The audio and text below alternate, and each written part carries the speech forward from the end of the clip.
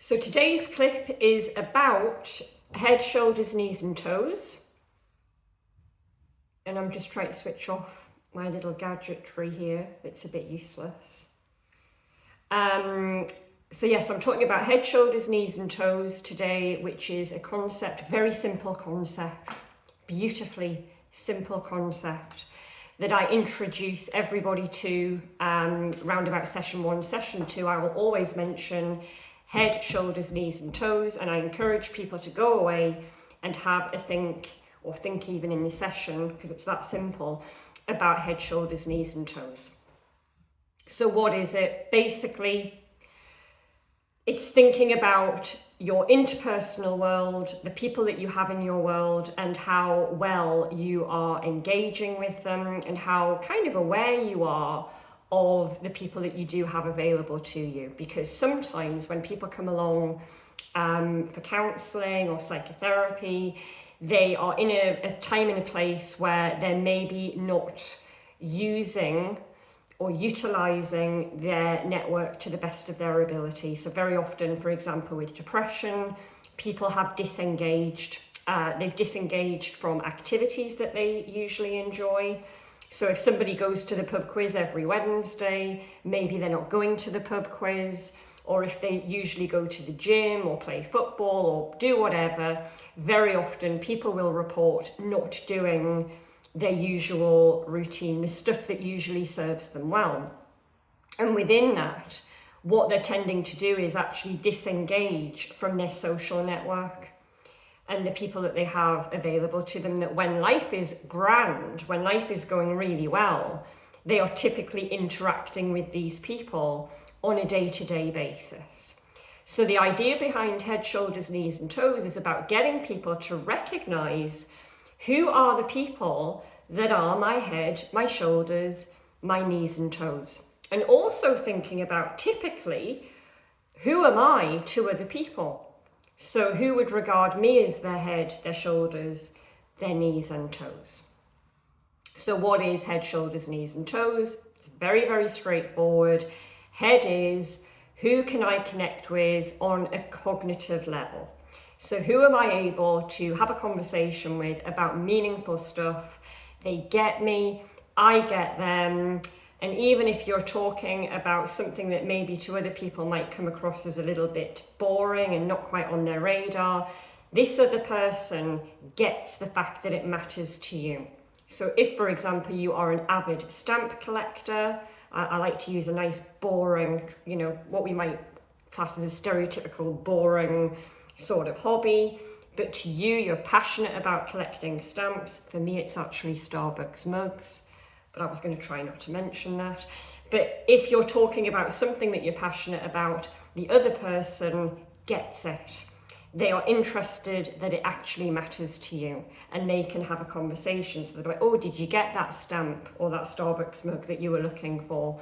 Did you manage to sell that stamp or that Starbucks mug that you were wanting to sell? And they get it, and they're happy to have a dialogue with you about something that floats your boat. So that is head. Shoulders. Who can I turn to for support? Who is the shoulder to cry on, either realistically or kind of metaphorically? Who can I turn to for support? So if it's 11 o'clock at night, I'm having a really bad day, I feel like I've got nobody to turn to, who do I have in my interpersonal network that if I ring them or text them, WhatsApp them, whatever them, I know that they will respond if they can. I know they'll either pick up the phone or they'll actually get in their car or jump on a bus and come round and see me if I'm really not in a good place. So that is shoulders. Knees. Who do I have a good time with? It's kind of loosely referring or implying who do I have a knees up with. It doesn't need to be anything outrageous, but who, when I walk away from that person, brightens up my day. They radiate something positive. My day is somewhat brighter for having been in that person's company. And finally, toes. Who is going to give me a kick if I need it? Who will give me a nudge? Who will encourage me? Who will inspire me? Who will call me out if they think I'm going about things in the wrong way? If they think I'm being misguided, if they think I'm being overly negative, if they think I'm making a terrible life decision, who is going to call me out on it? Who's going to have that difficult conversation? And even though I might resent them ever so slightly for having that conversation with me, I kind of am able to walk away and think this person genuinely cares and they're only bringing this up because they give a damn. So that's toes. Who is going to inspire me, motivate me, call me out if I need to be called out? So I'm going to recap on that. Head. Who can I connect with on a cognitive level about stuff that has meaning to me? Who speaks my language? Shoulders. Who can I turn to for support? And I know I will get some support from that person. Knees. Who do I have a good time with? Who radiates something positive for me? Who brightens up my day? And toes. Who's going to give me a nudge or a kick if I need it? So what I encourage you to do is think about your head, shoulders, knees and toes. Who do you have in your world? Map it out on a piece of paper. Put yourself in the middle of the page. Write names or initials around yourself. Who do I have in my world that is head, shoulders, knees and toes? And where do I put them in relation to me? You might have somebody that's all of those things living on the other side of the world, but you're able to pick up the phone, talk to them, get support from them, have a good time with them. You might live with somebody that is actually none of those things. And this is what's really interesting about this exercise, is recognizing who are my head, shoulders, knees and toes. Is there anybody in my world that's all of those things? So if you're really lucky, you might have somebody, a life partner, a relative, a best friend, where you're able to say, they are all of those things. They are my head, my shoulders, my knees and toes. But even if you do, it's important to recognize that you need other people that serve some of those functions as well, even if it's just one. So it's helpful to have somebody where you go, they are knees. I can always have a good time with that person. I'm smiling, I'm laughing. I love connecting with that person. But you might also say, I wouldn't dream of turning to that person if I was having a terrible day, or I wouldn't rely on that person to give me a kick if I needed it. So it's important that we recognize the people where they're only one of those things.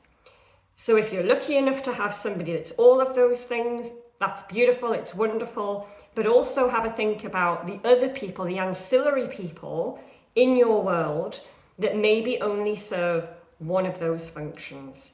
The more people you have available to you, the better it is, because you never know when the person that's all of those things might not be available to you. The other thing that I would like you to have a think about on the back of that is, who are you to other people? And sometimes it's good to have that conversation with people around you. You know, if you were to introduce them to the concept of head, shoulders, knees and toes, where do you feature for that person? And the other thing I want you to have a think about is there anybody in my network where I'm recognizing I maybe need to spend a little bit less time with that person? So if there's somebody where you go, they're actually my shoulders and knees, do you need to try and engage more with that person at the moment? Do you need to let them know what's going on for you and try and bring them in a little bit closer? But also, is there anybody in your world where right now you don't need to get rid of that person or completely avoid that person, but sometimes we recognize that person's not completely helpful to me right now, for whatever reason. So there might be somebody that when you spend time with that person, so for example, I used to have a client, she used to come and see me on a Tuesday, full of hell, because every Monday she met the same friend for lunch.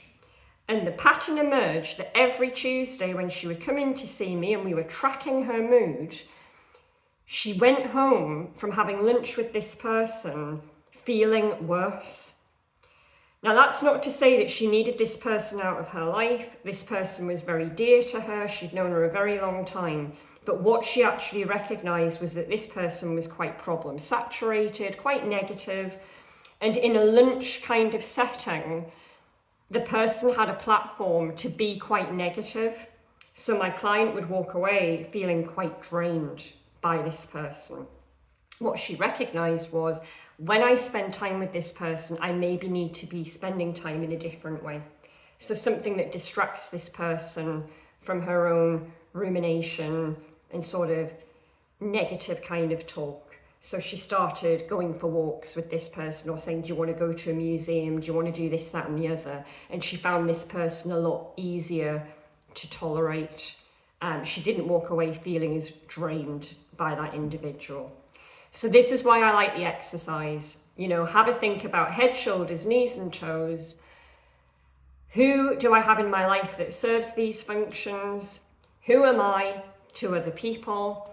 Is there anybody that I need to spend more time with right now that can help me navigate this difficult chapter? And also, is there anybody where I maybe need to spend a little bit less time with, or spend my time with them differently? So have a think, let me know how you get on, and enjoy the rest of your day.